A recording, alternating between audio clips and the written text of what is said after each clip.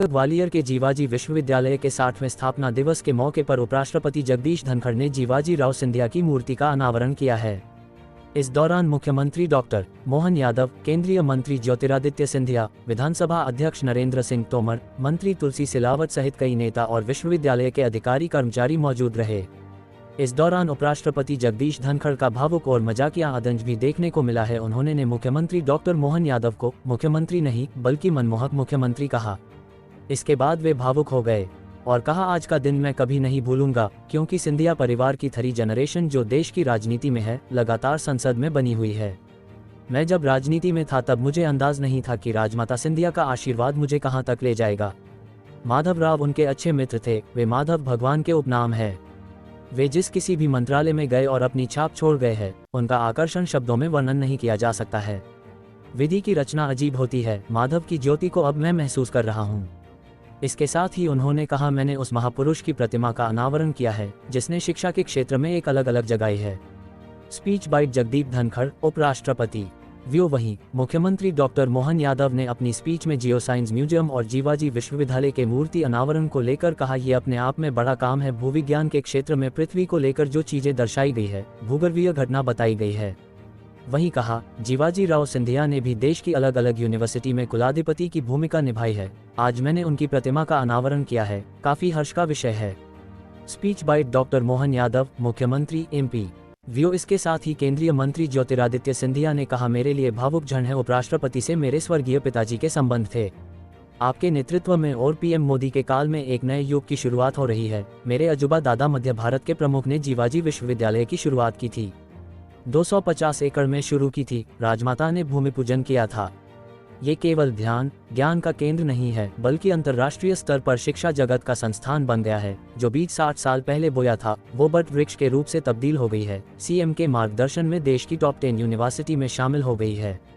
उपराष्ट्रपति जगदीप धनखड़ ने जीवाजी विश्वविद्यालय के छात्र छात्राओं को दिल्ली में पार्लियामेंट विजिट के लिए आमंत्रित किया है। उन्होंने छात्र छात्राओं को दिल्ली आने का नहीं होता दिया और यह भी कहा कि आपको न्योता स्वीकार करने में देरी नहीं करनी चाहिए। आज का दिन मैं कभी कल्पना नहीं की थी कि आज ऐसे कार्यक्रम में उपस्थित रहूंगा।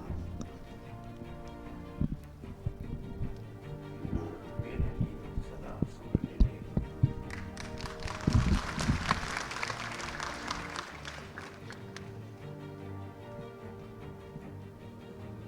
3 generations of this family. I have been blessed to interact and led to through the mechanism of Indian parliament. इस अवसर पर भी विस्तार से विषय रखा माननीय मंत्री केंद्रीय संचार श्रीमान ज्योतिरादित्य सिंधिया जी ने। आपका अभिनंदन, आपका स्वागत है। मंच पर हमारे अपने लोकप्रिय नेता, विधानसभा के अध्यक्ष, भारत सरकार के कई पदों पे सुशोभित कर चुके माननीय श्रीमान नरेंद्र सिंह तोमर जी, आपका भी अभिनंदन, स्वागत है। इस अवसर पर मेरे मंत्री माननीय तुलसीराम सिलावट जी, श्रीमान नारायण सिंह कुशवाहा जी, उच्च शिक्षा मंत्री श्रीमान इंदर सिंह परमार जी, माननीय मंत्री राकेश शुक्ला जी, कुलगुरु अविनाश तिवारी जी और इस अवसर पर मौजूद आप सबका स्वागत करता हूँ, अभिनंदन करता हूँ। आज के इस अवसर पर एक साथ 2 कार्यक्रम का यहाँ अलग अलग प्रकार से एक तरह से संयुग्मन हुआ है। एक कार्यक्रम पृथ्वी के नीचे क्या है, पृथ्वी की उत्पत्ति कैसे हुई, उसकी रचना कैसे बनी, वो भूगर्भीय सारी घटनाओं का संकलन आधुनिक वर्तमान के संसाधनों के साथ उस संग्रहालय के माध्यम से दिशा दर्शन के आधार पर भविष्य की बड़ी भूमिका बनाने का प्रयास हुआ है। मैं माननीय नरेंद्र सिंह जी तोमर और माननीय सिंधिया जी और प्रदेश सरकार के साथ भारत सरकार के सभी मंत्रालयों को बधाई देना चाहूंगा, अभिनंदन करना चाहूंगा। क्योंकि महामहिम का संबंध मेरे पूज्य पिताजी का के साथ एक पारिवारिक संबंध रहा है, एक मित्रता का संबंध रहा है।